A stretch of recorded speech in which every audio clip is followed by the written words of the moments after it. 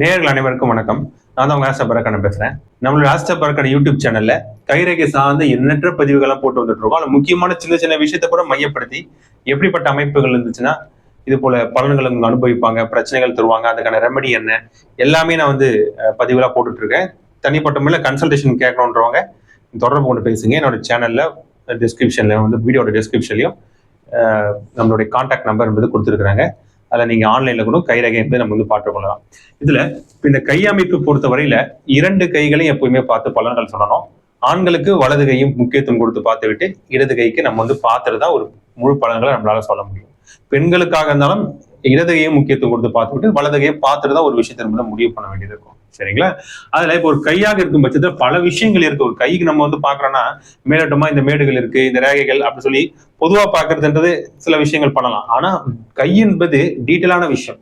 கையோட கலர் அமைப்பு எப்படி இருக்கு, கருப்பு நிறத்துல இருக்கும் சில பேர் கை, சில பேரோட கை வந்து ரொம்ப ரெட்டிஷா இருக்கக்கூடிய அமைப்புகள் இருக்கும், சில பேர் கை வந்து ப்ளூ கலர்ல இருப்பதற்கான வாய்ப்புகள் இருக்கு, சில பேரோட கை ரொம்ப பேல் கலர்ல ஒயிட்டிஷ் கலர்ல இருப்பதற்கு, அது ஒவ்வொன்றுக்கும் ஒரு பலன்கள் இருக்கு.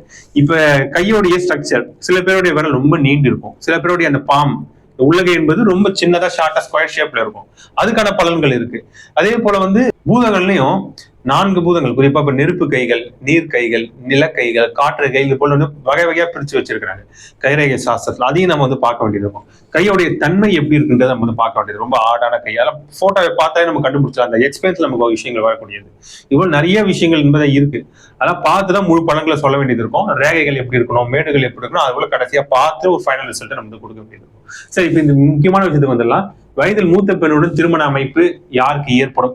சில பேர் ரேரா வருவாங்க. பொண்ணு வந்து ஒரு 2 வயசு பெரிய பொண்ணு சார், 3 வயசு பெரிய பொண்ணு சார், லவ் மேரேஜ் விரும்பணும், லவ் மேரேஜ் மட்டும் பண்ணிருக்கணும்லாம் சொல்லுவாங்க. இல்ல லவ் மேரேஜ் பண்ண போறோம், அது ஓகே ஆகுமா இல்லையான்றதெல்லாம் கேட்பாங்க. அவங்க கையில வந்து எப்படிப்பட்ட ஒரு அமைப்புகள் இருந்துச்சுன்னா வயதில் மூத்த பெண்ணுடன் திருமணம் நடைபெறுவதற்கான வாய்ப்புகள் வரும்னு சொல்லி பாத்தீங்கன்னா, பொதுவாகவே இப்ப கையை பொறுத்தவரையில ஆயில் ரேகை எப்படி இருக்கும்? இந்த சுக்கிரமேட்டை சுத்தி ஆயில் ரேகை என்பது போகும். இந்த இடத்துல இருதய ரேகை இப்படி போகும், இந்த இடத்துல வந்து புத்தி ரேகை இப்படி போகும், இங்க வந்து தனரேகை. இது வந்து நீட்டா இந்த சனி விரலை நோக்கி இருப்பது தனரேகை. இப்ப பொதுவாகவே இந்த சுக்கிரமேடு இருக்குல்ல, ஒரு ஆணுக்கு வந்து பாத்தீங்கன்னா வரக்கூடிய வந்து மனைவியை குறிக்கக்கூடிய ஒரு கிரகம் சொல்லி பாத்தீங்கன்னா ஜோதிடத்துல சுக்கிரன் தான். இப்ப சுக்கிரன் எப்படி இருக்குன்றத பார்க்கணும். சில பேருக்கு இந்த இடத்துல வரக்கூடிய இந்த தனரேகை நீட்டா சனிமேட்டை நோக்கி போகுது. அப்ப ஸ்ட்ரைட்டா போகாது. அவனுக்கு எப்படி போகும்னா இந்த சுக்கிரமேட்டை நோக்கி இப்படி போயிட்டு வளைஞ்சிரும், மைனட்டா இப்படி போயிட்டு இப்படி போயிட்டு வளைவு இந்த இடத்துல போய் சனிமேட்டை சென்றடையும். இப்படிப்பட்ட அமைப்புகள் இருக்கும்போது தனரேகைன்றது தனத்தை மட்டும் கொடுக்காது, நம்மளோட லைஃப் எப்படி போகுன்றதையும் நம்ம சொல்லக்கூடியது.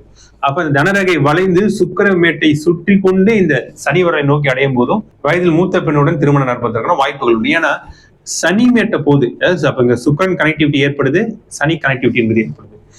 சனி தான் வந்து இருக்கிறதுல ரொம்ப வயதான கிரகம் அப்படின்னு சொல்லி பார்க்கும்போது சனி என்ற கிரகத்தை என்பது சொல்லுவாங்க. அப்ப இந்த சுக்கிரன் என்பது ஒரு ஆணுக்கு லைஃப் பார்ட்னரை குறிக்கக்கூடிய கிரகம்.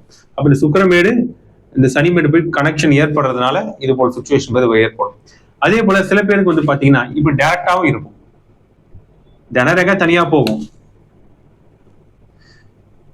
ரெட்ட தனரேகை என்பது இருக்கும் சில பேருக்கு. சரிங்களா? இந்த இடத்துல வந்து பாத்தீங்கன்னா இந்த சுக்கிரமேட்ல இருந்து ஒரு சின்னதா மெலிதா ஒரு ரேகை போய் இந்த இடத்துல தனரேகையோட அட்டாச் ஆகி இப்ப இந்த இடத்துல இப்படியும் போகக்கூடிய வாய்ப்புகள். இப்படி இருக்கிறவங்களுக்கும் இது போல சுச்சுவேஷன் வருவதற்கான சுச்சுவேஷன் கொடுத்துரும். மேலும் வந்து பாத்தீங்கன்னா இது நம்ம சனிமேட்டை மட்டும் பார்க்க கூடாது.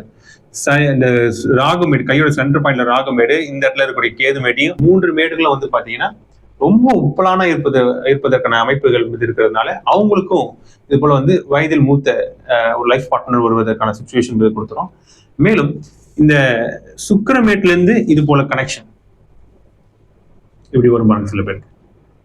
சுக்கிரமேட்ல இருந்து ஒரு மைன்யூட் ரேகைகள் இங்க ராகுமேட்டுக்கு போறது, இல்ல இங்க இருந்து கேதுமேட்டுக்கு போறது, இல்ல இங்க இருந்து சனிமேட்டு போறது ஆல்ரெடி சொல்லிட்டேன். இது போல வந்து தொடர்புகள் ரேகைகள் இது போல அட்டாச் ஆனாலும் இது போல சுச்சுவேஷன் ஏற்படும். இன்னும் டீட்டெயிலா நம்ம பார்க்க வேண்டியது இருதய ரேகை. நம்ம பார்க்கணும் இந்த இருதய ரேகை இருக்குல்ல, இந்த இருதய ரேகை சில பேர் ரொம்ப தடிமனா போய், இருதய ரேகை என்பது அன்பு, பாசம், காதல் உணர்வு, மேரேஜ் லைஃப் எல்லாமே சொல்லக்கூடியது இருதய ரேகை பொறுத்தவரையில். சில பேருக்கு இப்படி போய் டைரக்டா இந்த இடத்துல ஷார்ட்டா இந்த சனிமேட்ல போய் சென்றடைஞ்சிடும். சில பேருக்கு தான் ரொம்ப லாங்கா இருக்கும். லாங்கா இருந்தா சிறப்பு தான். சனிமேட்டை போய் டைரக்டா போய் சென்றடையும் போது அவங்களுக்கும் அந்த லைஃப் பார்ட்னர் வரக்கூடியவங்க கொஞ்சம் ஏஜ் அதிகமா இருப்பதற்கான வாய்ப்புகள் என்பது உண்டு. இன்னும் வேற என்ன விதமான காம்பினேஷன் இருக்குதுன்னா இந்த இடத்துல வந்து பாத்தீங்கன்னா தார ரேகைகள் வருதுல்ல, அதாவது புதன்மேட்ல இல்ல, இந்த புதன்மேட்ல கைக்கு சைடு பகுதியில இருந்து தார ரேகைகள், சின்ன சின்ன ரேகைகள், மெலிஸ் ரேகைகள் வந்து வரும். அதாவது தார ரேகைகள் சொல்லுவாங்க. அந்த தார ரேகைகள் வந்து பாத்தீங்கன்னா இந்த நேரத்துல இப்படி மேல இப்படி போறது, இப்படி வந்துடும், மேல போறது. இல்ல கரெக்டா போய் இந்த இடத்துல மைன்யூட் ரேகைகள் சென்றா போய் இந்த இடத்துல சனிமேட்டு வரைக்கும் போய் சென்றாங்க தார ரேகைகள் சில நேரத்துல நேரா. அது போல விஷயங்கள் இருந்தாலும் அவங்களுக்கு இது போல ஏஜ் அதிகமா இருப்பதற்கான சுச்சுவேஷன் வருது. இது போல நிறைய விதமான காம்பினேஷன்ஸ் இருக்கு. இதெல்லாம் பார்த்துட்டு தான் ஒரு விஷயத்தை வந்து முடிவு பண்ண முடியும். இந்த டாபிக்கான விஷயம்ன்றத இது போல அமைப்புகள் இருந்துச்சுன்னா நிச்சயமாக ஏற்படும் என்று சொல்லி இந்த பதிவை முடித்துக் கொள்கிறேன். மேலும் கைரேகை பார்க்கணும்னா என்ன தொடர்பு கொண்டு பேசுங்க. என்னோட கான்டாக்ட் வாட்ஸ்அப் நம்பர் சேனல்ல டிஸ்கிரிப்ஷன் கொடுத்துருக்காங்க. ஆன்லைனே நம்ம கன்சல்டேஷன் போய் எடுத்துக்கலாம். மேலும் ஜாதகம் பார்க்கணும், வாஸ்து கன்சல்டேஷன், நியூமராலஜி கன்சல்டேஷன் எதுவும் வந்தாலும் தொடர்பு கொண்டு பேசலாம். மேலும் பல நல்ல தகவலுடன் உங்களை அடுத்த பதிவில் சந்திக்கும் வரை உங்களிடம் விடைபெறுவது உங்களின் ஆஸ்ட்ரோ பார்க்கிறேன். நன்றி, வணக்கம்.